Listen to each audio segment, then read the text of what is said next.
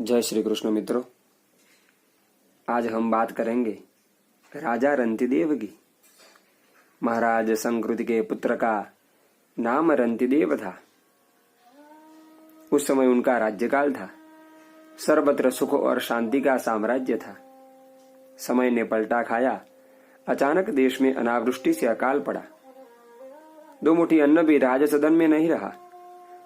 क्षत्रिय भिक्षा मांग नहीं सकता और मांगने पर देता भी कौन। राजा परिवार के सहित वन में चले गए। वन में न कंद थे न फल थे, पत्ते तक नहीं थे। दो बूंद पानी मिलना भी कठिन हो गया। रंतिदेव के शरीर में हिलने चलने की शक्ति नहीं रही।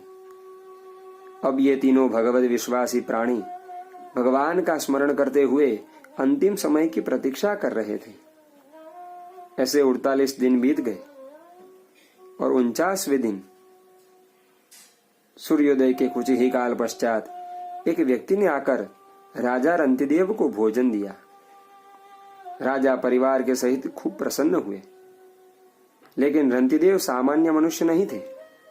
उनके चित्त की स्थिति का अनुमान सामान्य मनुष्य नहीं कर सकते। मानसिक स्नान, मानसिक संध्या, तर्पण एवं पूजन ही संभव था और यही चलता था। जीवन में आज प्रथम बार क्या अतिथि को भोजन कराए बिना स्वयं भोजन करना पड़ेगा, ऐसा राजा को विचार आया। ठीक उसी समय सुनाई पड़ा, राजन, मैं बहुत क्षुधातुर हूं। एक ब्राह्मण अतिथि के रूप में आ पहुंचे। रंतिदेव को लगा कि स्वयं भगवान उनकी इच्छा पूर्ण करने आए हैं। बड़ी श्रद्धा से उन्हें भोजन कराया। तृप्त होकर आशीर्वाद देकर वे ब्राह्मण विदा हुए।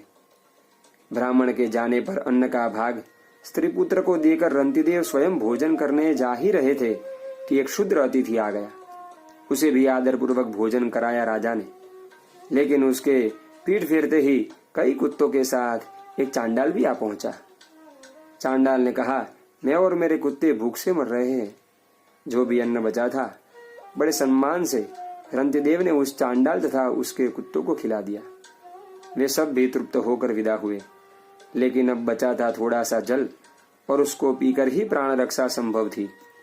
राजा उसे पीने ही जा रहे थे कि एक स्वपच की बड़ी कातर पुकार कानों में पड़ी, मैं प्यास से मर रहा हूं, मुझ अशुभ मनुष्य को कृपा करके थोड़ा सा जल दे दीजिए। महाराज रंतिदेव के प्राण भी कंठगत ही थे, किंतु अपना कष्ट उनके ध्यान में नहीं आया और उनके मुख से निकला, न कामये हम गतिमीश्वरात् परामष्टधियुक्ताम पुनर्भवं वा आर्तिं प्रपद्येऽखिल देह भाजामन्तस्थितो येन भवन्त्य दुःखाः। हे जगत के स्वामी, हे परमेश्वर, मैं अपनी सदगति, अष्ट सिद्धि या मोक्ष नहीं चाहता। मुझे सब प्राणियों के हृदय में निवास करके उनके सब दुख भोग लेने की सुविधा दो, जिससे सब प्राणी दुखहीन हो जाए। दैव मुझे ही सब दुख दे दे, जगत जनारे सुख पाए, जो कुछ उनके कलुष भोग हो इस जन के माथे आए। स्वपच संकोच से एवं पिपासा की दुर्बलता से दूर ही रहा था। रंतिदेव किसी प्रकार उठे, जल पात्र उठाया, उसके समीप ले गए। बोले, भाई, तुम भली प्रकार जल पीकर अपने प्राणों की तृप्ति करो। उनका हृदय एक ही बात दोहरा रहा था, मुझे फिर राज्य प्राप्त हो या न हो, यह मैं नहीं चाहता। देह छूटने पर स्वर्ग जाऊं अथवा जन्म मरण से छूट जाऊं, यह भी मेरी इच्छा नहीं है। मैं दुख से संतप्त प्राणियों का कष्ट दूर हो, केवल यही चाहता हूँ। हे सर्वव्यापी भगवान नारायण, इस जीवन की लालसा से व्याकुल प्राणी के रूप में तुम ही मेरे सन्मुख हो। जल में तुम ही को अर्पण करता हूँ। जीने की इच्छा से व्याकुल इस प्राणी को जल देने से मेरी क्षुधा, अपनी विपाशा, मानसिक तथा शारीरिक श्रम, दीनता, खिन्नता, विषाद, मूर्छा आदि सब दुख दूर हो गए। महाराज रंतिदेव ने चांडाल को सारा जल पिला दिया। उसकी तृषा मिट गई और वह संतुष्ट होकर चला गया। उसके जाते ही रंतिदेव लड़खड़ा कर गिरे, किंतु उन्हें किन्हीं कोमल करों ने संभाल लिया। आश्चर्य से नेत्र खोलकर उन्होंने देखा, हंस वाहन, चतुर्मुख अरुण वर्ण सृष्टिकर्ता, गरुड़ासीन चतुर्भुज, नवघनश्याम भगवान श्रीहरि, कर्पूर गौर, वृषभारूढ़ चंद्रशेखर, नीलकंठ भगवान गंगाधर और महिष पर बैठे दंडधर यमराज सन्मुख उपस्थित है। महाराज, आप अपने अतिथियों को पहचानने में भूल नहीं करते।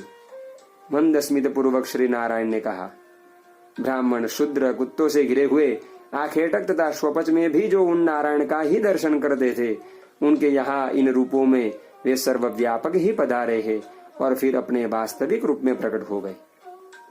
इसमें रंतिदेव को कहाँ चकित होना था। महाराज, रंतिदेव के अथवा उनके परिवार के उद्धार की चर्चा करना व्यर्थ है।